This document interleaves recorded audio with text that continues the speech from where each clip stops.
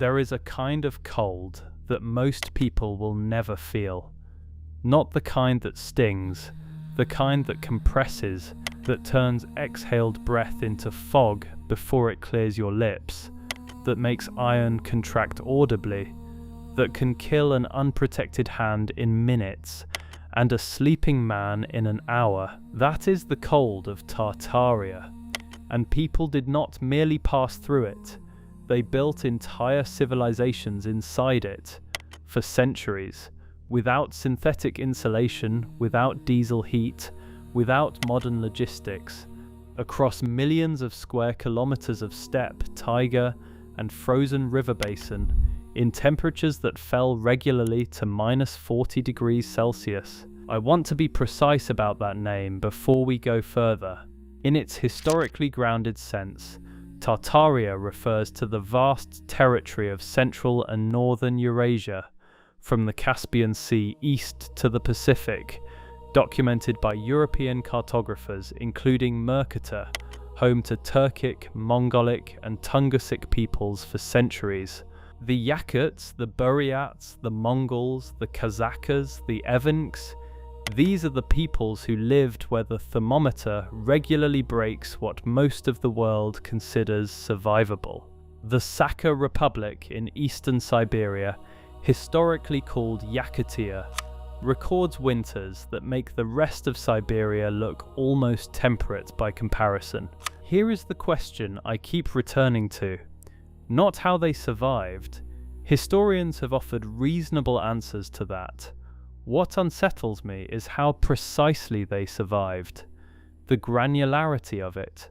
The specificity of solutions that, when examined carefully, seem to exceed what simple trial and error adaptive pressure alone would produce. The mainstream answer is straightforward, and it deserves to be taken seriously.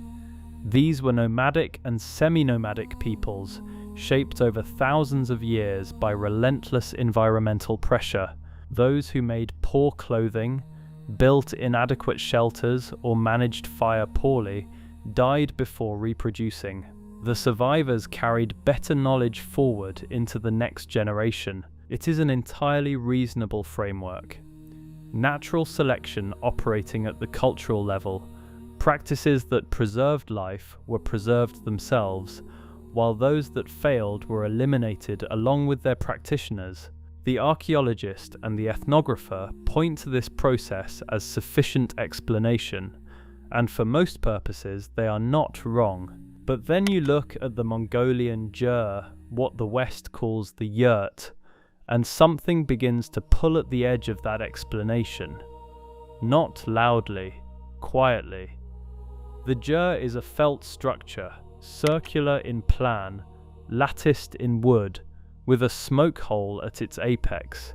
It is old, extraordinarily old. When building scientists, not historians, but thermal engineers, began studying the jur seriously in the late 20th century, what they found was not a rough adaptive solution. They found a structure whose performance characteristics were precisely calibrated in ways not easily attributed to iterative folk improvisation, accumulated across generations of cold season trial and error. The felt layers, for instance. Traditional Mongolian felt used in jur construction is produced at a specific density and thickness that corresponds closely to the thermal resistance requirements of the steppe winter, not approximately.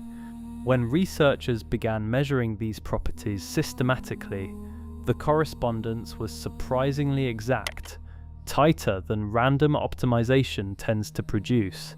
The circular floor plan minimizes the surface area to volume ratio, reducing heat loss per unit of interior volume.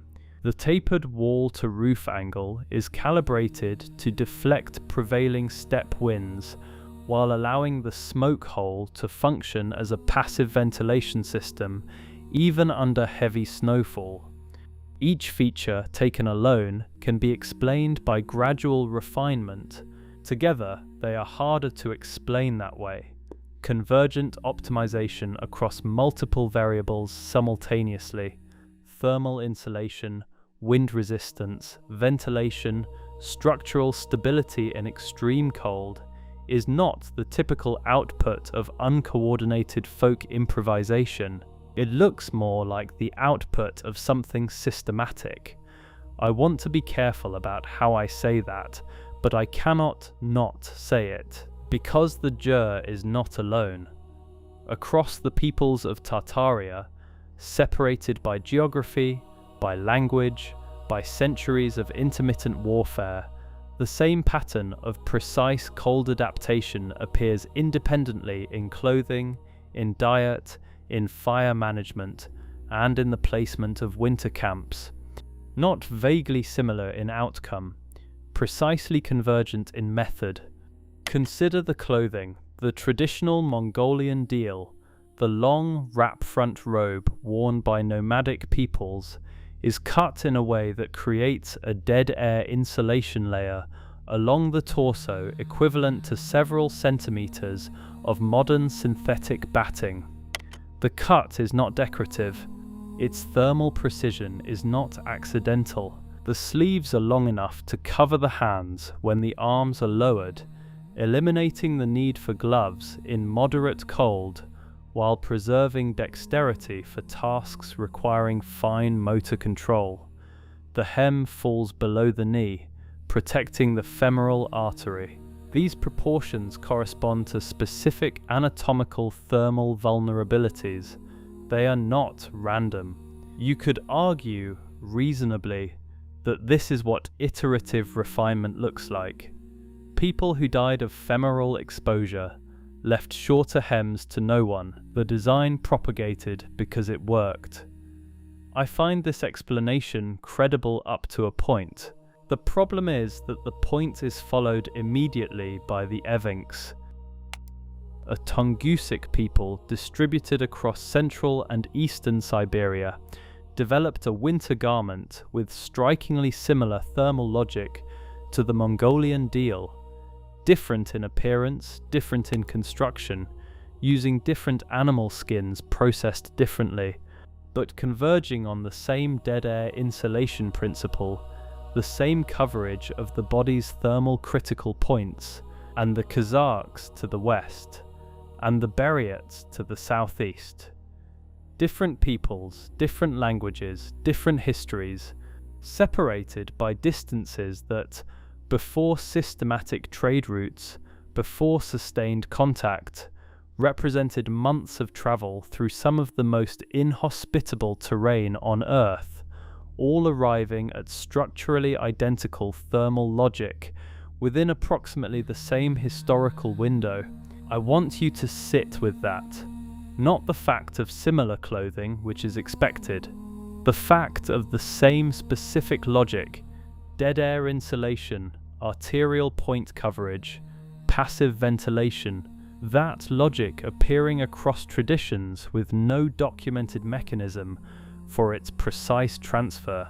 That is what I keep returning to, and I cannot return from. The argument from independent convergence is the standard response, and it is not without force.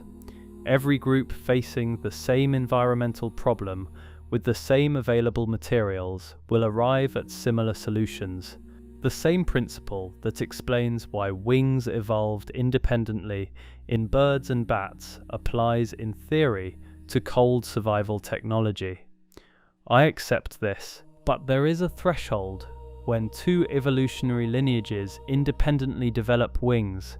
Those wings differ substantially, structurally distinct even when functionally analogous. What we see in Tartarian cold survival technology is not just functional similarity, it is structural near identity. The same logic, the same calibrations, the same second-order solutions, that is a different thing.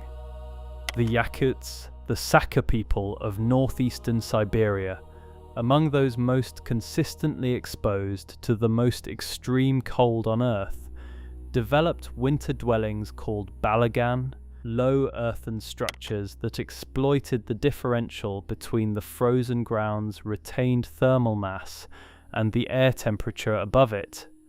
This is counterintuitive engineering. To use the ground as insulation requires understanding that Earth retains heat at depth, even when surface temperatures reach -50. Modern engineers exploit this principle deliberately. The Yakuts exploited it before it had a scientific name. The question is not whether they did. They demonstrably did. The question is how they learned that they should. The Mongolians, operating in a climate where true permafrost is rare, independently applied the same differential thermal mass logic in winter camp placement, positioning gers against south-facing slopes to exploit ground heat retention while using the slope itself as a windbreak.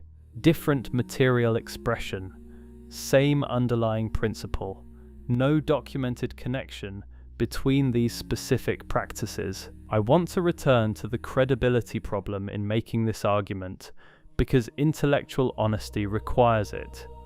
The most legitimate counter-argument is that I am pattern matching across a large data set and finding connections that are partly artifacts of my own search. That is a real risk in any investigation of this kind. I take it seriously. The principles I point to, thermal mass, dead air insulation, arterial protection, are not exotic. They are discoverable from first principles by any cold person with sufficient motivation to think carefully. Where this counter-argument weakens, for me, is in the question of calibration. First principle reasoning gets you to the neighborhood. It does not give you the address. Calibration, the specific felt density, the precise sleeve length, the exact smoke hole diameter, requires more than survival pressure. It requires something that resembles systematic measurement, testing variables, holding some constant while adjusting others, recording outcomes. That is not intuition responding to cold. That is method. And method requires a vehicle for its transmission.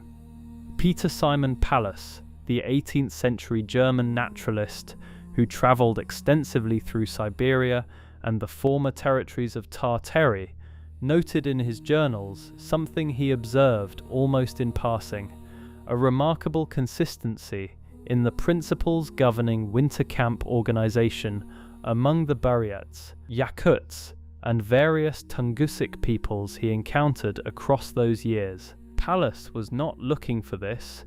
He was documenting flora, fauna, geological formations.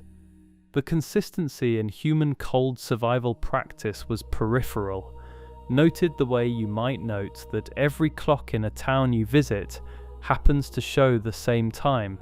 An interesting detail, one that did not in itself seem to demand explanation, but the consistency Pallas observed in the 1770s maps onto what Giovanni da Pian del Carpin recorded in the 1240s when he crossed the same territories as a papal envoy to the Mongol court. Del Carpin, 5 centuries earlier and among different peoples, described the same organizing principles for winter survival that Pallas would note later. 5 centuries across peoples who were frequently at war with each other, whose empires rose and collapsed, whose populations migrated, merged, fractured, and reorganized. The political landscape of Tartaria between the 13th and 18th centuries was one of the most dynamic and violent in human history, and this body of knowledge persisted intact in its essential logic. This is the coordination problem that I cannot resolve through standard explanations. Not that the knowledge exists, it would. These were intelligent people under extreme selection pressure. Not that it is sophisticated. What I cannot explain is why it remains so internally consistent across 5 centuries of upheaval that should, by any normal measure, have fragmented it. Knowledge systems fragment. When empires collapse, technical knowledge scatters. The Romans lost certain concrete formulas. Medieval Europe lost aqueduct engineering and had to rediscover it later. Discontinuity is the normal condition of specialized knowledge through political disruption. The peoples of Tartaria experienced discontinuity on a scale that makes Rome's collapse look local. The cold knowledge did not fragment. The institutional explanation for this is reasonable. Knowledge tied to immediate survival is better preserved than abstract technical knowledge. The Romans forgot concrete because it was infrastructure. The peoples of Tartaria could not forget their cold survival knowledge, because forgetting it meant death within the same winter they forgot it. The stakes preserved the memory. I find that explanation genuinely compelling, and I want to be honest about that. Survival critical knowledge is more durable. It is transmitted more urgently, practiced more consistently, and corrected more immediately when it begins to degrade. The very extremity of the Tartarian winter may be precisely what explains the unusual consistency. The cold was the institution, and yet the calibration problem remains. The environment teaches you that felt is warm. It does not teach you the optimal felt density. It teaches you that a circular structure holds heat better than a rectangular one. It does not teach you the precise angle at which wall meets roof to optimize simultaneously for wind resistance and ventilation. These are second-order solutions.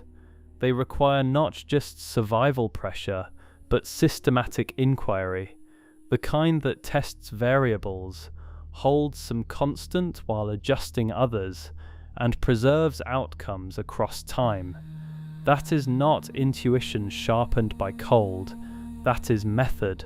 And method requires a vehicle, a way of organizing, transmitting, and refining knowledge across generations. William of Rubruck, the Flemish Franciscan friar who travelled to the Mongol court in 1253, wrote one of the earliest detailed accounts of gyre construction and use. He was astonished, not by the existence of the structure, but by its effectiveness. He described it as warmer than seemed possible for something of its apparent simplicity. What strikes me is not his astonishment, but his inability to identify the mechanism. Rubruck was educated and observationally careful. He described the felt thickness, the wooden lattice, the smoke hole, and still the structure's thermal performance exceeded what his description of its components should have predicted. He documented an effect he could not account for. That gap between the description of components and the explanation of performance is where I have been sitting. Modern engineers can close it because they have the thermodynamic vocabulary.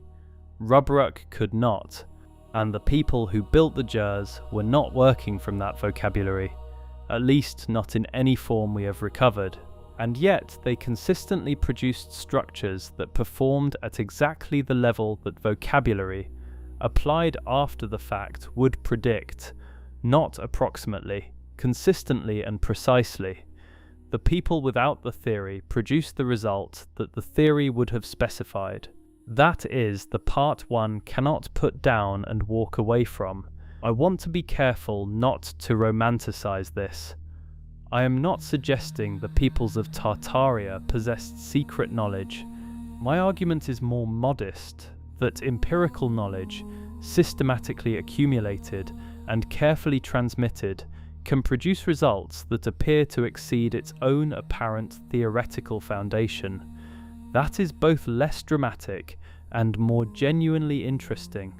The question is what systematically accumulated and carefully transmitted looks like when the transmitting system has left no written record of its methodology.